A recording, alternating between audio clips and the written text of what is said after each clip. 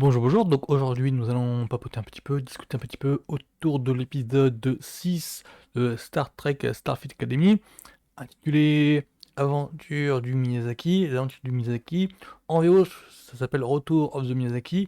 Donc voilà. Alors avant toute chose, le nom, ça ne fait pas mention directement, ça ne fait pas référence directement à l'animateur Hayao Miyazaki.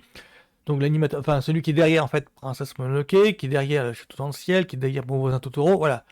Illustre animateur que moi j'ai découvert dans les années 90 via un groupe de potes qui est très féru de Japanimation. Mais voilà, c'est juste un clin d'œil, c'est juste un historique qui est bien dans l'état d'esprit en fait de Star Trek période Rick Bergman. Oui, je précise ça parce que dans TNG, il me semble qu'il y avait des easter eggs clin d'œil à toute la culture Japanimation. Par exemple, les noms en fait de certaines sections qui étaient référencées ici et là dans les tableaux d'affichage, en fait, ça se limitait à ça, des citations, des petits clins d'œil, des private jokes adressés aux équipes techniques, ça se limitait à ça. Il n'y avait pas d'autres évocations à la matière. Là, on est dans le même cas. J'ai même cru que le vaisseau spatial, le Miyazaki, faisait référence à un autre vaisseau spatial rencontré précédemment. En faisant des recherches, j'ai même cru que ça c'est lié l'épisode-ci à un épisode de la série animée. Enfin, d'abord, remis dans le contexte, résumé, de quoi ça parle? Lors de leur première mission d'entraînement à bord d'un vaisseau abandonné, les cadets affrontent un nouvel ennemi redoutable. Alors qu'ils luttent pour survivre, Nalla risque tout pour les sauver en faisant appel à une aide inattendue. Oui, alors le pitch est généralement plus évocateur du contenu de l'épisode que le titre lui-même, parce que le titre lui-même, en voyant en fait le Miyazaki, le connaissant un petit peu Hayao Miyazaki, bah, j'ai vu le Château dans le ciel, il me semble que j'en ai raté pas mal, mais Totoro je l'ai vu, les Princesses Mononoke je l'ai vu, il y en a peut-être deux ou trois que j'ai raté, mais grosso modo, l'esprit, l'ambiance de l'œuvre de Miyazaki ne m'est pas totalement inconnu. J'ai vu plusieurs fleurons de cet animateur-là, donc je pensais retrouver un petit peu la philosophie du Miyazaki qui n'est pas, qui est totalement dans la même mouvance que l'époque Rick Berman, Roddenberry, enfin plutôt Rick Berman à la matière, mais voilà, enfin, si l'aventure débouchait sur une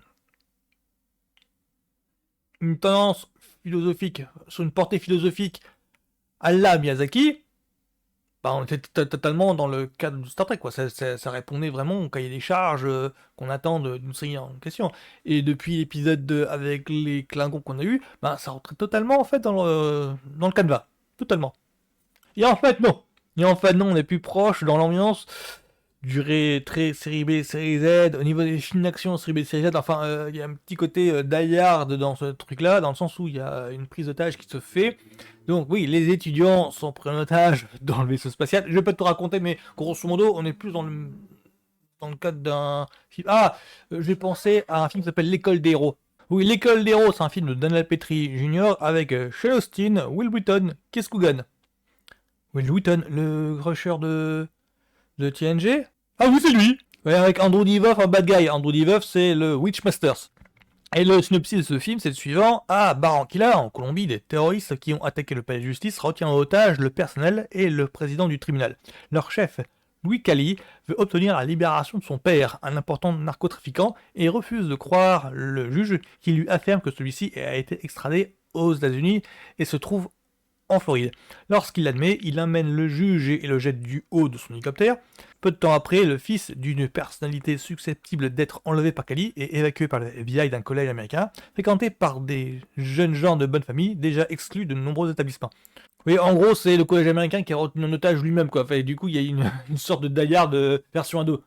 Et c'est un petit peu cette ambiance-là qu'il y a dans l'épisode d'aujourd'hui de Star Trek Starfleet Academy. Pour être tout à fait juste, mon analyse n'est valable que pour le versant des jeunes qui sont retenus prisonniers, retenus en otage, et qui fuient leur euh, kidnappeurs, je sais pas comment on appelle ça, enfin, ceux qui les ont capturés, voilà.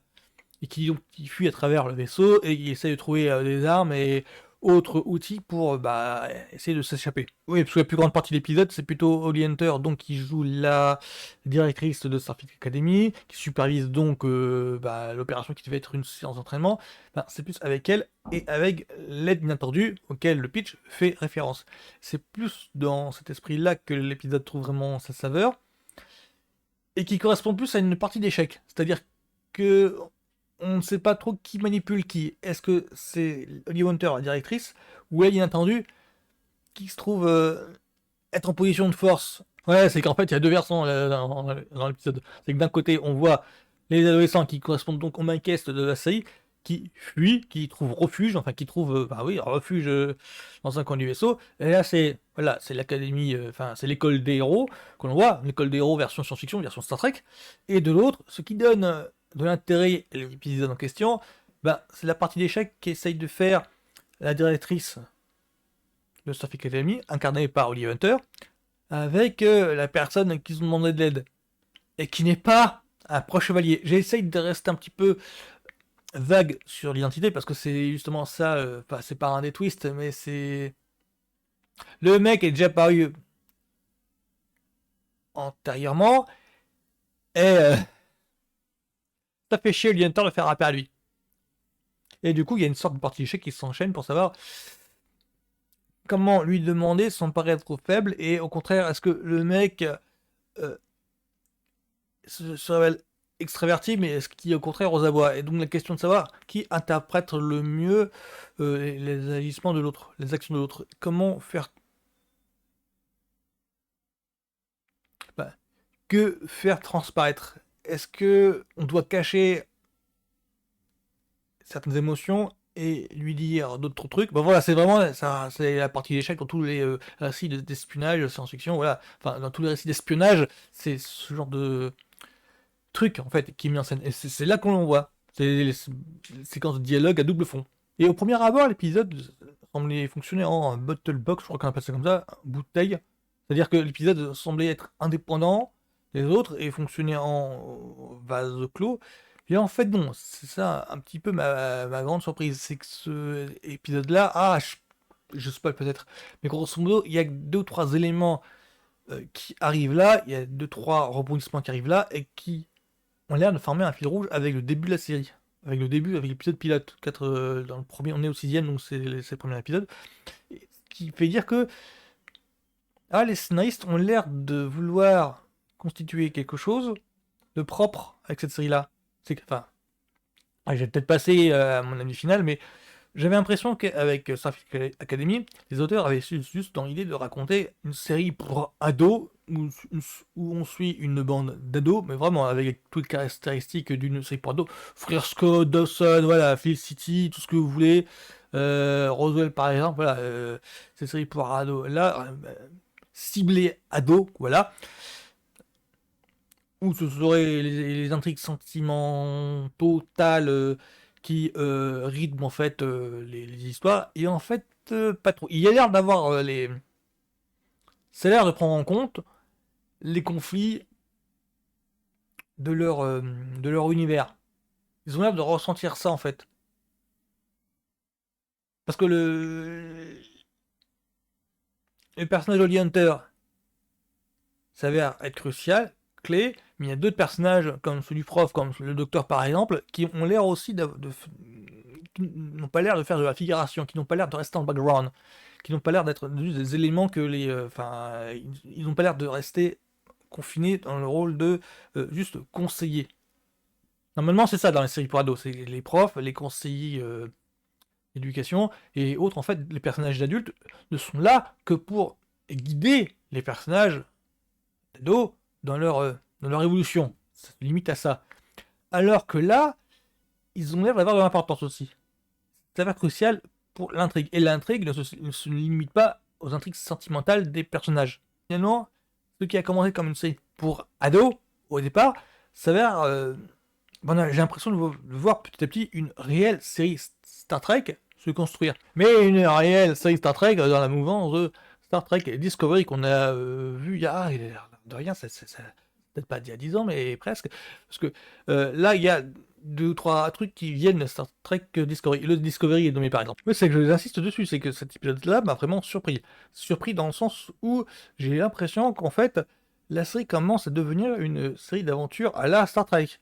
Dans le même esprit que Star Trek Discovery, c'est peut-être pour ça que la série se fait bâcher, parce que tout le décorum Star Trek, tout le décorum des influences de la philosophie Star Trek, oui, ça a l'air de passer vraiment au second plan, donc là, mais c'est le cas depuis Discovery, en fait. Faut vraiment avoir digéré ça que, bah oui, mais c'est une autre franchise, c'est une autre facette de la franchise. On n'est plus à l'ère Hyperman, point barre. C'est l'époque qui veut ça, je dirais. Ça s'adresse à un public qui ne connaît pas du tout la franchise Star Trek. Donc c'est à eux que la série s'adresse. Et c'est là où c'est surprenant, c'est que au premier abord, le début c'était très série pour ados, mais vraiment j'ai été vraiment reculon. Je dirais si c'est encore ce truc-là, c'est non. Et au final, je crois qu'au bout de 10 ou 20 minutes, à partir de la prise d'otage, je me dis, peut-être que ça sera peut-être on dépasse du cadre de la série pour ado. Dans la série pour ado, il n'y a pas de prise d'otage. Hein. Dans la série pour ado, non, ce genre de truc, c'est vraiment exceptionnel. J'ai pas de souvenir qu'il y ait de prise d'otage dans Andrew Scott. Non, enfin vraiment, ce genre de rebondissement, ça n'appartient pas à ce cadre de série. C'est ça que je veux dire. Et du coup, ça sort du cadre, mais c'est ce genre de situation-là auquel on peut s'attendre une série Star Trek. Et au fur et à mesure, en fait, de l'épisode, bah, j'ai vraiment eu mon quota de bah oui, bah, c'est une série Star Trek en fait. Série Star Trek dans la veine Discovery, et encore, parce que Discovery, la mise en scène était très brouillonne, c'est très filmé Carl à l'épaule. Là, la mise en scène est plus soignée, je dirais. Donc c'est pour ça que. Là, de rien, je m'attache. Alors, début de la série, vu l'épisode d'ouverture, génère culon, et puis là, finalement, au fur et à mesure, c'est là où je dis que c'est surprenant, c'est que, ouais, je m'attache et limite, je sais pas que j'en devienne fan, mais presque, en fait. Et je commence à m'attacher sérieusement à la série et je ne m'y attendais pas. Donc c'est tout ce que j'ai à dire sur Star Trek, donc Starfleet Academy, épisode de 6, je crois, retour du Miyazaki, ou des aventures du Miyazaki. Donc bah mon fan, bon truc, bonne cuvée, mais là je suis vraiment surpris de voir qu'il y a depuis 2-3 épisodes là, depuis 2-3 segments, ouais, ça commence à prendre son envol, ça commence à devenir intéressant. Donc voilà, voilà. Bonne journée à tous, à plus.